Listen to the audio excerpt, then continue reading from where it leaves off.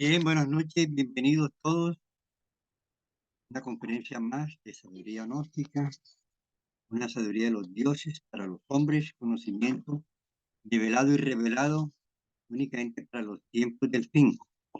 Estamos revelando el misterio de todas las cosas sagradas, revelando el símbolo, a través del misterio, el símbolo y la parábola que siempre se entregan las enseñanzas por todos los mensajeros divinos, Oma, Buda, etcétera, únicamente para los tiempos del fin.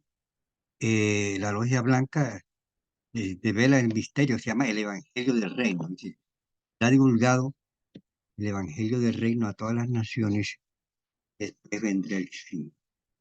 Entonces, estamos hablando de la codicia, unos pecados capitales bastante fuertes, de que causan mucho daño, prácticamente son la principal causa del dolor, la injusticia y la violencia social de los pueblos, las grandes divisiones, las grandes guerras generalmente están enmarcadas en el marco de la codicia, el dinero, el becerro de oro. La codicia tiene dos polos, que son la avaricia y el derroche. Por ejemplo, los derrochadores anhelan poseer la admiración de los demás, y eso lo vemos en todo el planeta. Y por ejemplo, aquí en Colombia, los narcotraficantes, como Pablo Escobar, por ejemplo, con sus riquezas buscaba en cierta forma la admiración de los demás.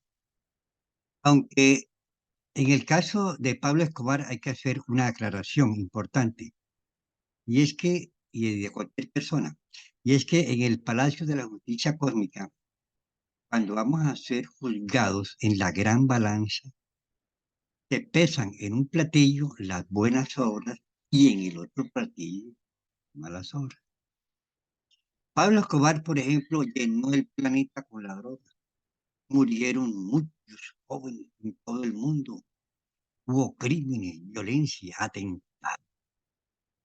Y por todo esto, Pablo Escobar, su alma debe responder ante la ley divina.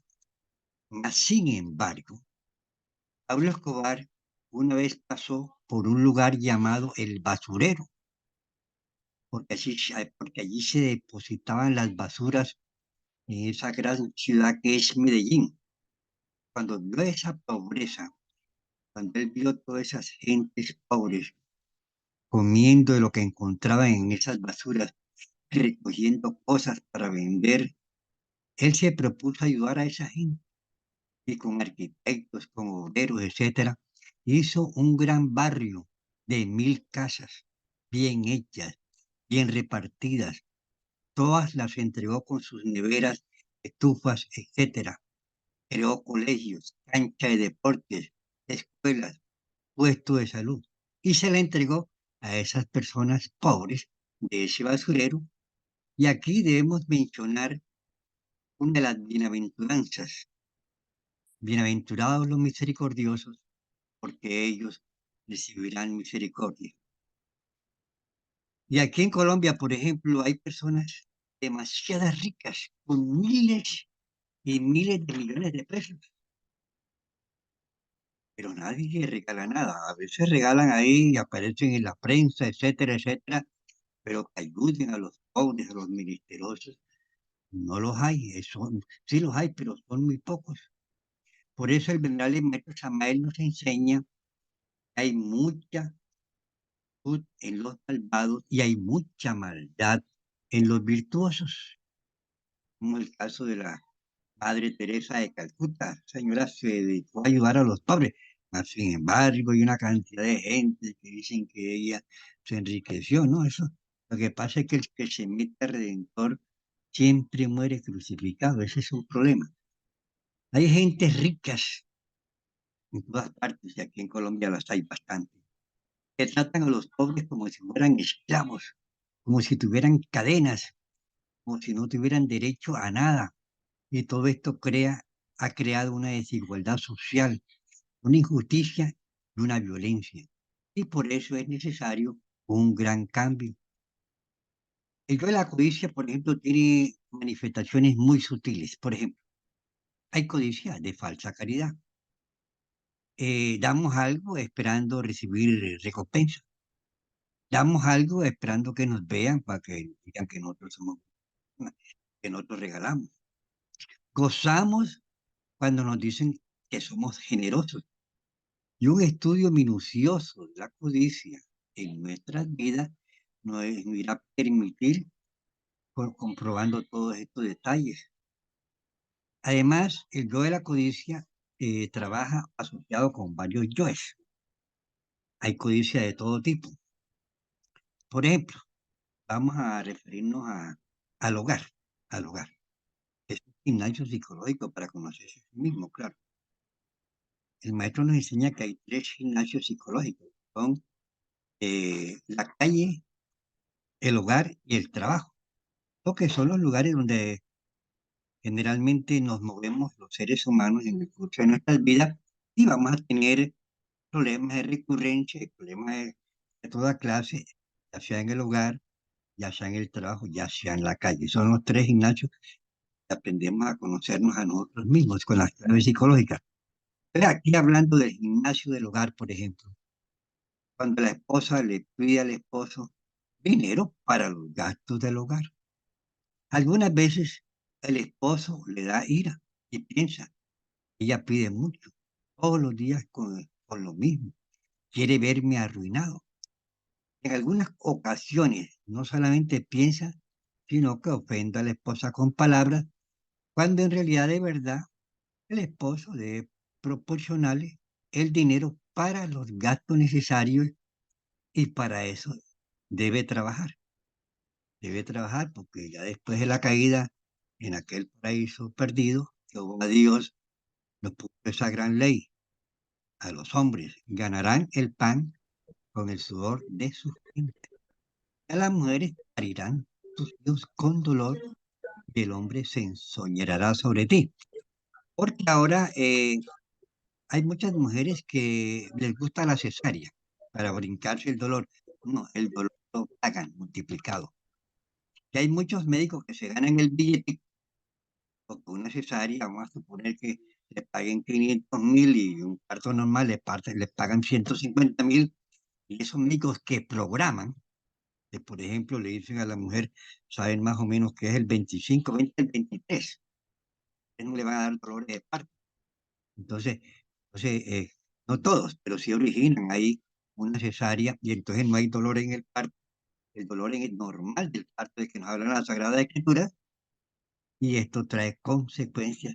Todo el mundo y en todas las formas, fíjese, por la codicia del médico, por ganarse un billetico más, han implantado ahora la idea y por los sistemas esto de control de población, se ha implantado la idea pues de, de la cesárea, que no debe ser, eso es violación de las leyes de Dios.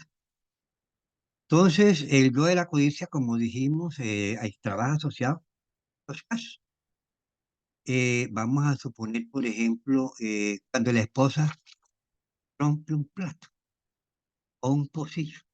Resulta que si nosotros miramos, ese pocillo tiene más de 20 años de uso, pero entonces nosotros creamos apego a las cosas, a los pocillos y a los platos. Y el esposo entonces partió el plato por alguna cosa, o que a veces lo parte uno. Y el esposo piensa, ya perdí dinero, ahora me toca comprar uno nuevo. Y con esta situación tan difícil. Y en otros casos dirá, con odio, o pensará, haré que me lo pague en una u otra forma. Entonces, debemos comprender, a través del estudio psicológico, comprender que todo en la vida tiene su tiempo. Hasta la misma vida del ser humano, uno viene con un programa por ley del destino. Uno nace en una época, debe morir en una época, y en el día y en la hora y en el minuto exacto. No lo comprende la humanidad, pero así es. O sea que nosotros no tenemos decisión ni siquiera sobre nuestras vidas, porque no nos pertenecen, no simplemente somos una máquina inconsciente utilizada por un alma inconsciente, no sabemos ni siquiera para qué venimos a este mundo. Entonces, todo tiene su tiempo. Se partió, ni modo, a comprar otro. Y si no quiere que se le ande partiendo, compre ese vaso de acero y platos de acero, etcétera, etcétera. Entonces, en todo caso, lo ideal es no complicarse con esas cosas. Yo tenía aquí un pocillo que me gustaba. Bueno, y se partió y ya tenía un poco de años de tenerlo. Entonces, ni modo, a comprar otro y eso no ha pasado nada. Eh, Además, es un accidente. Bueno, por accidente, los accidentes los tenemos todos. Y aunque el objeto se partió, ya sea nuevo, entonces cuando se le hace una comprensión psicológica, el esposo, además de hacerle algunas recomendaciones por si acaso es descuido de la esposa, entonces simplemente reemplazará los objetos perdidos sin protestar y no ha pasado nada porque ya las cosas pasaron y si ya las cosas pasaron hay que crear mecanismos para que no pasen las cosas y contarlas. No hay necesidad de coger rabia. Por ejemplo, cuando la esposa presta algo, el esposo tiene sus herramientas ahí y lo presta sin permiso de él. Y él le da ira y piensa abusiva, que se ha creído, que tiene potestad sobre todo lo mío. Y debemos comprender que nada de lo que es material nos pertenece. Todo lo tenemos prestado y hasta el mismo cuerpo físico es prestado. Eso nos lo dieron, por eso nos dieron por un mecanismo de ley del destino y eso es todo. Y después de la muerte, no nos vamos a llevar el cuerpo. Queda- Quedan los huesos ahí en el cementerio o lo creman, que es lo mejor, porque ahí no queda nada. Lo importante es el alma y el alma se va a esos. Ahora, si Dios lo pone a uno en las manos de algo que es maravilloso, y se prestó, y no. Hay veces que hay personas que tienen malas costumbres. A él le presté a una persona algo y eso no lo devolví. Después le presté otro algo y tampoco lo devolvía. En esos casos uno tiene como estar más pendiente, adaptarse a todo eso. Pero eso tiene que ser a través de, así, adaptarse por la mecánica. No. Uno vive dentro de la mecánica y la mecánica siempre es la misma, entonces uno puede estar metido dentro de la mecánica. La mecánica es mecánica de comportamiento, etcétera, etcétera.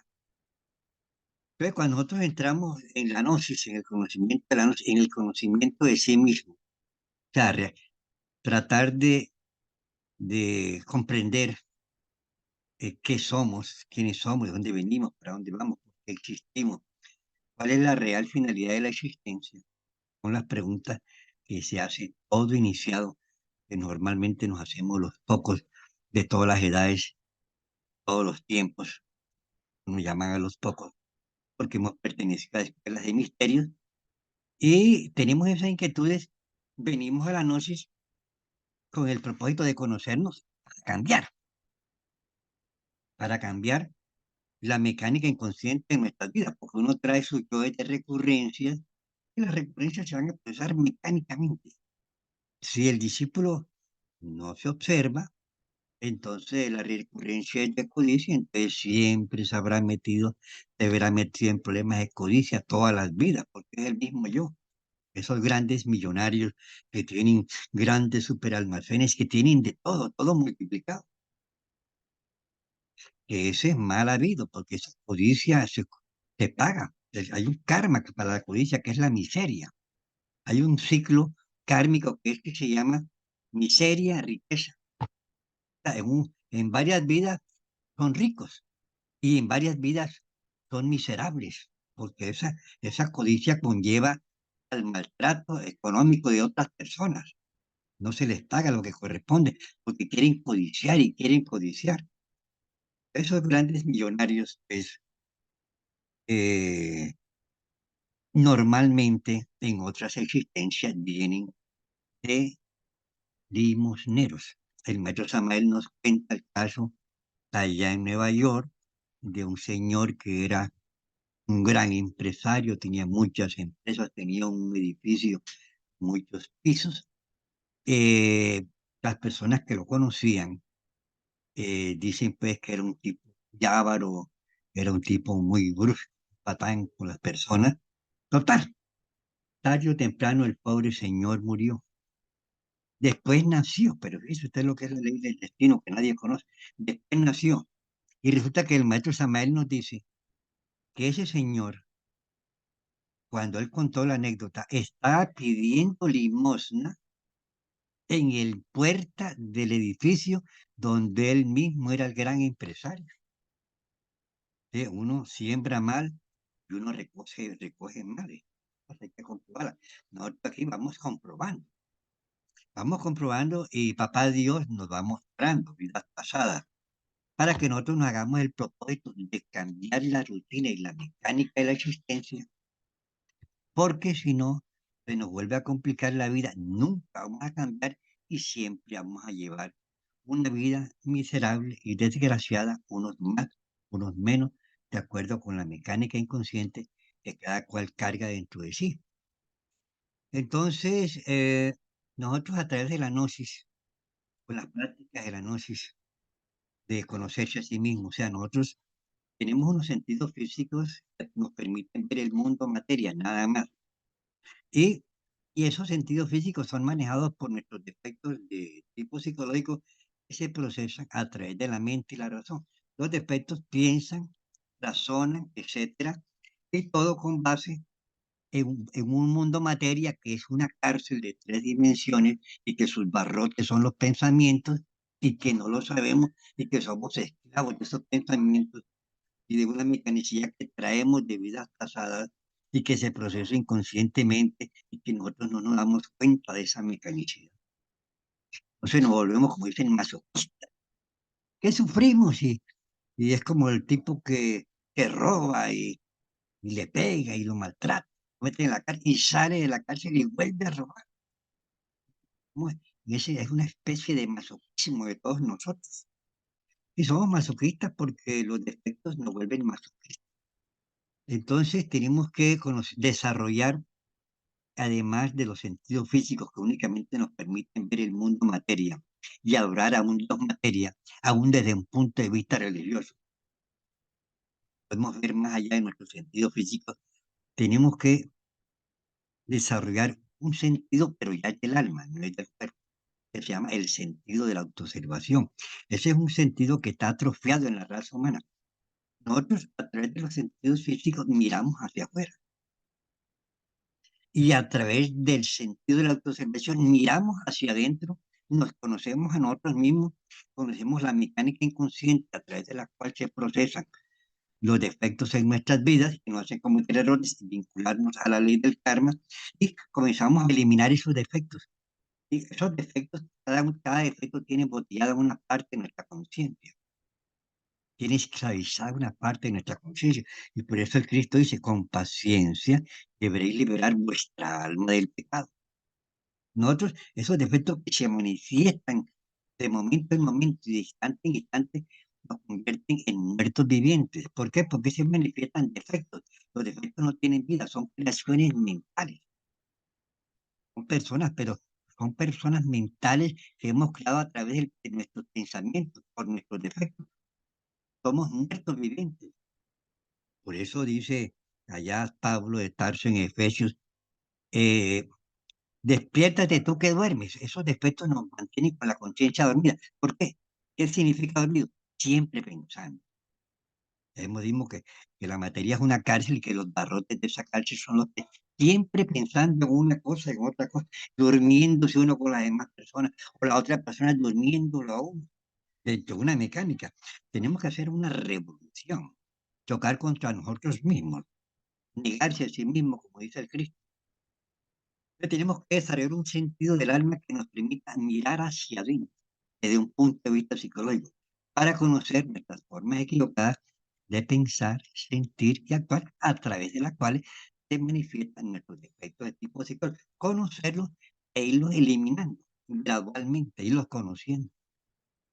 Nos enseña el maestro Samael que cuando uno va a conocer un defecto de ira, de la lujuria, uno proyecta ese defecto en la pantalla de la mente y lo observa a través de la conciencia, porque cuando uno está haciendo la cabeza, le se manifiesta la conciencia, un despertar en ese momento, que usted comienza a visualizar, se va a ver a sí mismo en la pantalla de la mente.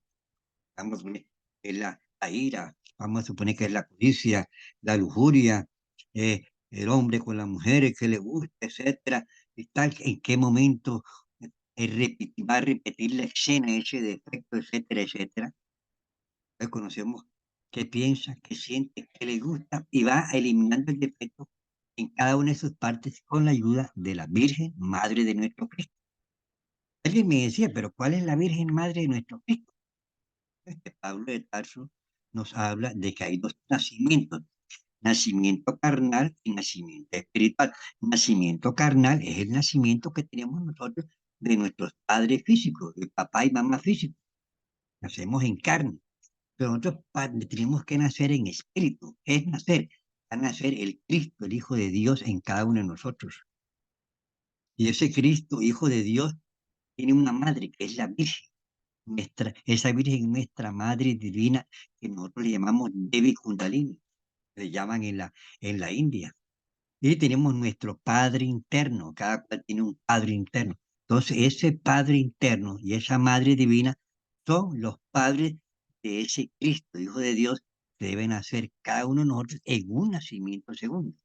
Y los que encarnen a ese Cristo se convierten en hombres verdaderos, por ejemplo, como el Maestro Jesús, el Maestro Samael, Cagliostro, el Conde de San Germán, los apóstoles, etcétera. Encarnaron al Hijo del Cristo. Y eso, a eso venimos nosotros a la tierra, a eso, a conocer nuestros defectos. El Cristo lo dice, primero, con paciencia deberéis liberar vuestra alma del pecado. Segundo, debéis nacer por segunda vez, o sea, que es el nacimiento espiritual, que Nicodemo no entendía porque él era rabino, pero como no tiene desarrollada la capacidad espiritual en esta vida en ese momento, entonces él comprendió que era el mismo nacimiento de carne y hueso. O sea, ¿cómo nacer nuevamente del vientre de mi madre siendo viejo? Y le dice el Maestro Jesús, Nicodemo, tú siendo rabino y no lo entiendes, porque las gentes que entienden las cosas desde la religión desde un punto de vista materialista se llaman doctores de la ley, que predican lo que no saben porque no han comprobado nada. Simplemente es una prédica que se fundamenta generalmente en una interpretación y en una adulteración. Comienzan a cambiarse las enseñanzas sagradas y por eso es que actualmente existen sobre la tierra más de 50.000 sectas religiosas y cada cual tiene su verdad. Una vez cuando una persona murió y regresó a la vida, lo que llaman SM, que cualquiera, mi papá murió y regresó a la vida, eso a cualquiera le pasa, pues sobre todo en estos tiempos, porque Dios deja que esto pase para que den su testimonio a la humanidad. Entonces, cuando esta persona murió, él se encontró con el Maestro Jesús y le preguntó, Maestro, en la tierra hay 50.000 religiones. ¿Cuál es la verdad? Entonces el maestro Amor le contestó, aquí la única religión verdadera es el amor. El amor. Entonces, esto nos permite la comprensión, claro está, que hay que respetar a las religiones, hay que respetar a las iglesias, hay que respetar a los templos, porque cada cual tiene su nivel espiritual y cada cual tiene su escuela, tiene su religión y eso hay que respetarlo. Simplemente es para tener una comprensión nosotros como iniciados que somos los pocos que tratamos de buscar, re- re- buscar nuevamente, recapitular esos conocimientos que generalmente traemos de vida pasada y tenemos que respetar todas las religiones y todas las creencias, problema de cada uno dentro de su nivel espiritual y cada cual está sometido a las leyes de Dios y nosotros no podemos juzgar a nadie porque el Cristo también nos enseña, no juzguéis para no ser juzgados, porque con la vara que medís seréis medidos y con ventaja. Entonces nosotros no somos jueces juzgando a nadie, ¿no? Dios es el que juzga. Y eso es allá, a través del palacio de la justicia divina. Ahí Dios está en la reunión de dioses y habla en plural. No, que es un solo Dios. Dios está en la reunión de dioses y habla en plural. Eso está en Salmo 82, versículo. Dice, y en medio de los dioses juzga. O sea que hay unos maestros de la justicia divina que rigen las acciones de los hombres. Es un templo de la justicia que está en la constelación de Libra, está dirigido por el venerable maestro Anubis, por sus 42 jueces de la ley. y ellos son los que juzgan las acciones de los hombres, porque han sido pues, dentro del orden divino. Eso está en la Sagrada Escritura. Dios está en la reunión de dioses y en medio de los dioses juzga. Salmo 82, versículo primero. Nosotros simplemente estamos develando las Sagradas Escrituras. Entonces, ese estudio psicológico, conociéndonos, o sea, uno, por ejemplo, una lujuria. ¿Cómo se estudia? Se proyecta sobre la mente para ver todo. Tiene que eliminarse el defecto en cada una de sus partes, porque el maestro Samael, en una de sus últimas enseñanzas, entregó, nos dijo, sin disección no hay eliminación. Hay que eliminar todo, pensamientos, sentimientos, todo. Si no lo elimina todo, ahí queda. Queda y se repite en esta vida o se repite en la otra vida. Entonces, y si uno no lo quiere trabajar, entonces, repito, se vuelve un masoquista, mezquino del dolor. Sobre todo ahora que estamos en la noche velada totalmente por el venerable maestro Samuel, en una forma perfecta de la noche, es una enseñanza perfecta, sobre todo desde el punto de vista psicológico. Y así es como la estamos entregando, sobre todo en la parte psicológica, en el centro de él. Y por eso yo siempre los invito a las personas que viven fuera de Barranquilla, etcétera, que no pueden asistir en vivo y en directo al centro ANEL, realicen el curso gratuito de psicología y cualquier cosa que no entienden en la parte psicológica, escriben por WhatsApp y nosotros le enviamos la respuesta. Eh, entonces los invito y inviten, escuchen esta conferencia todos los jueves e inviten a otras personas a escucharla porque el Padre nuestro dice, estamos develando todo, danos el pan de cada día. ¿Cuál es el pan de cada día? Entonces las multitudes creen que es la yuca, el arroz, la papa, no, es que eso es simbólico. Nosotros tenemos el cuerpo es simbólico, pero en realidad es el alma. Entonces así es en todo, la escritura está escrita siempre en símbolos y en parábolas, para que viendo no vean, oyendo y no oigan, teniendo entendimiento no entiendan, y no se salven. Añade, porque al que tiene, le será dado, tiene valores, que hay un trabajo. Y al que no tiene, hasta lo que tiene, que el cuerpo físico le será quitado, etcétera. Entonces nosotros tenemos que, pues, tenemos que conocernos y tenemos que eliminar el defecto en cada una de sus partes. Es maravilloso.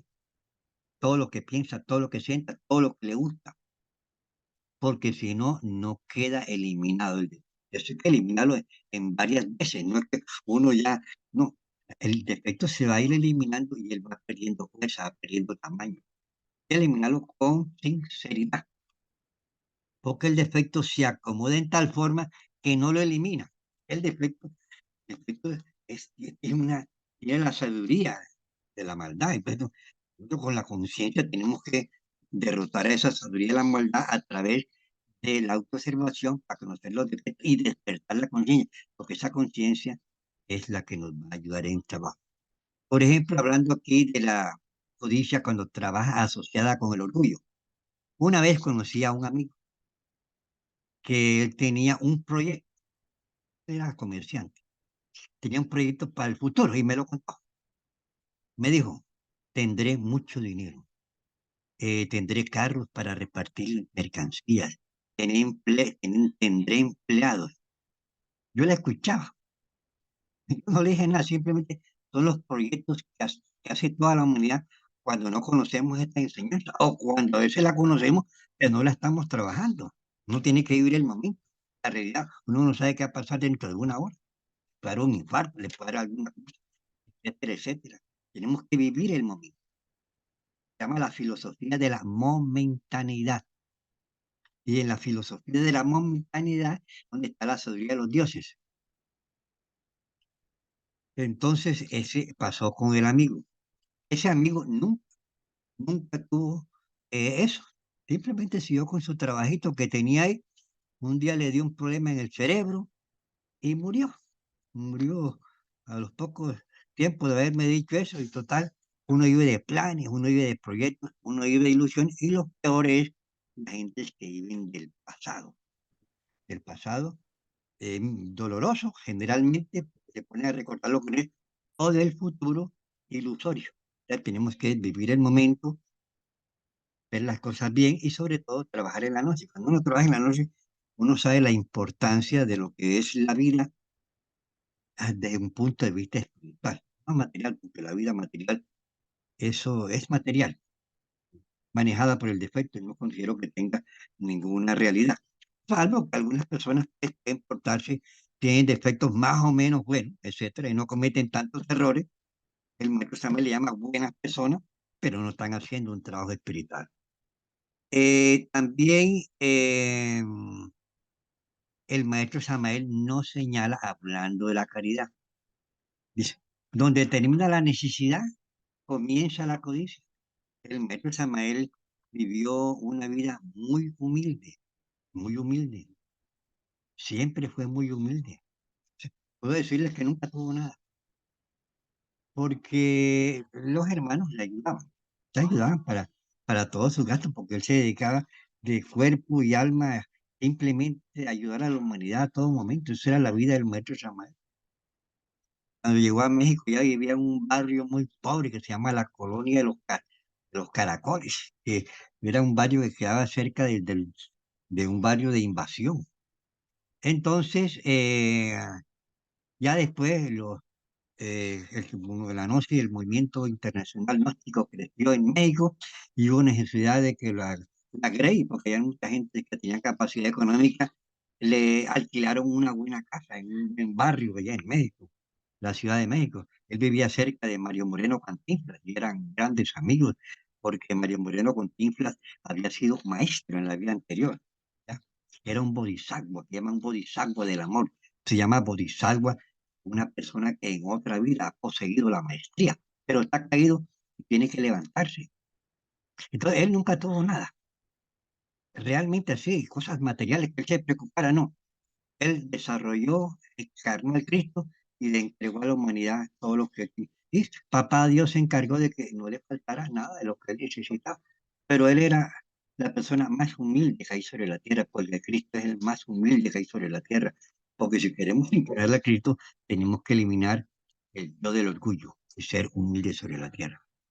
Entonces, ahora, desgraciadamente, en esta sociedad falsa en que vivimos, una sociedad totalmente materialista, a través de la prensa, a través de los medios de consumo, a través de la propaganda, ¿no? Que usted gradúese y que sea, haga la especialidad, haga el doctorado, haga el postdoctorado y usted va a ser importante. No, eso por ahí no es la cosa. Y entonces llegamos a tal forma que allá, eh, nos decía el maestro que allá en Estados Unidos hay una parte donde eh, decía, dice, decía allá en Estados Unidos, un letrero que dice, ¿cuánto tienes? ¿Cuánto vales? Ese es el mundo materialista. Y la gente baila en función de ese concepto. ¿Cuánto tienes? ¿Cuánto vales? Entonces nos valoramos, creamos, nos estratificamos. La sociedad nos estratifica y nosotros nos estratificamos mismos dentro de estatus, condicionados por una sociedad falsa de consumo. Y dice otro proverbio, por la maleta se conoce al pasajero, y eso, entonces eso hace que la humanidad viva en el mundo de la apariencia, siempre para aparentar ante las demás personas, etc. Entonces, total, vivimos todos con la conciencia totalmente dormida. Nos levantamos pensando, hasta el defecto piensa, la conciencia vive el momento, no está pensando. Entramos al baño pensando, nos bañamos pensando, estamos echándonos agua y estamos pensando. De pronto se nos cae el jabón por estar pensando. Y nos afeitamos, etcétera, y nos ponemos, nos secamos el cuerpo y estamos pensando. Y llegamos a desayunar y estamos desayunando y todo el tiempo pensando. Y salimos para la calle y no nos dimos cuenta de dónde salimos. Y vamos caminando y vamos pensando, o cogemos el carro y vamos en el carro pensando, o vamos en el bus pensando, trabajamos pensando, almorzamos pensando y total, llegamos a la noche y nos acostamos pensando y al otro día lo mismo. Y esta es la recurrencia del sueño, la repetición del sueño, de la inconsciencia dolorosa del ser humano. Hay que despertar conciencia. Y la única forma de despertar conciencia es conocerse a sí mismo. Y para conocerse a sí mismo hay que desarrollar un sentido del alma que se llama el sentido de la autoobservación. un sentido que se encuentra atrofiado en la raza humana y que lo tenemos que ir desarrollando gradualmente. Y cuando vamos desarrollando ese sentido gradualmente, vamos, es como se llama la visión espiritual. Como cuando comienza a ver mejor y comienza a ver mejor, y al ver mejor comienza a tener más dominio de sí mismo, de su realidad, del mundo que lo rodea, de su aspecto psicológico y de la necesidad de trabajar más y más por el desarrollo espiritual. Entonces, en virtud de eso que hemos hablado aquí en este momento, vamos a la clave de eso. La clave de eso tiene tres aspectos perfectamente definidos. Que son, ¿qué estoy pensando? Uno se pregunta a sí mismo, a todo momento, ¿qué estoy pensando? Mira interior y psicológicamente, ¿qué está pensando? Es un defecto que no duerme la conciencia. Si está sintiendo algo en el corazón, es un defecto que le hace un sentimiento, etcétera. Si siento una sensación de lujuria, es un defecto de la lujuria. Entonces, ¿qué estoy pensando? ¿Qué labor estoy haciendo? Volvernos conscientes de la labor que estamos haciendo. Si te estás bañando, báñate. Si estás caminando, camina. Si estás comiendo, come. Si estás hablando, habla, pero no te duermas con la otra persona. No duermas a la otra persona, ni dejes que la otra persona te duerma a ti. Comprende a la otra persona. Vive el momento. Y no ha pasado nada. ¿Qué estoy pensando? ¿Por qué estamos en ese lugar? ¿Ya? Eh, ¿Qué hay de raro en este lugar? ¿Qué hay de raro? ¿En qué lugar me encuentro? Una vez entra Yo entré una vez a un almacén y era cumpleaños, o sea, ponen ahí cumpleaños cada año, pero es para vender más, hace uno descuento para que entre más gente, para captar gentes, compradores, etcétera, seguidores del mercado.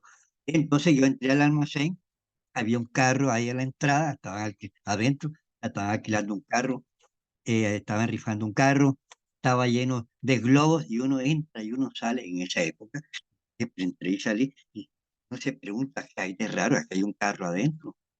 Uno se estira el dedo con la intención de que se estire, porque si estamos en el plano astral es etérico y el dedo se estira. O pega un salto y en el cuerpo astral es etérico, él flota. Aquí tiene la ley del peso, ya no hay la ley del peso, es una levitación. El cuerpo es etérico, es sólido. Pero a mí en el astral sí me ha saltado el dedo, yo he pegado un salto y he saltado. Y eso lo tenemos que comprobar. Eso nos ayuda a despertar conciencia de que nosotros estamos en otra diferente, en otra dimensión. Y entonces ahí nosotros vamos desarrollando una sabiduría interior, pero comienza con una rigurosa desarrollo de una autoobservación, un sentido del alma. Estoy pensando, miramos interior y psicológicamente. Vamos a mirar aquí, estamos con ustedes. Miramos, pues si hay un pensamiento, es un defecto. Si hay un sentimiento, es otro defecto. Si hay una sensación sexual, es otro defecto. ¿Qué labor estamos haciendo? Estamos explicando en la conferencia. No está editando la conferencia. ¿En qué lugar me encuentro? No, estoy en la casa para ver qué hay de raro, porque de pronto en el astral uno ve algo raro y eso le permite despertar conciencia. Vuelve otra vez, ¿qué estoy pensando? ¿Qué labor estoy realizando? ¿Qué me encuentro en este lugar? ¿Y qué hay de raro en este lugar? Etcétera, etcétera. Entonces vamos a hacer una meditación, pero entren al curso de, de psicología, ahí está bien explicada esta clave con ejemplos. Vamos a hacer una pequeña relajación para terminar, respiraciones lentas y profundas. Cuando entra el aire por la nariz, cuando el aire entra por la nariz, como la plena capacidad pulmonar por la boca. Cuando lo escuchamos por la boca, imaginamos que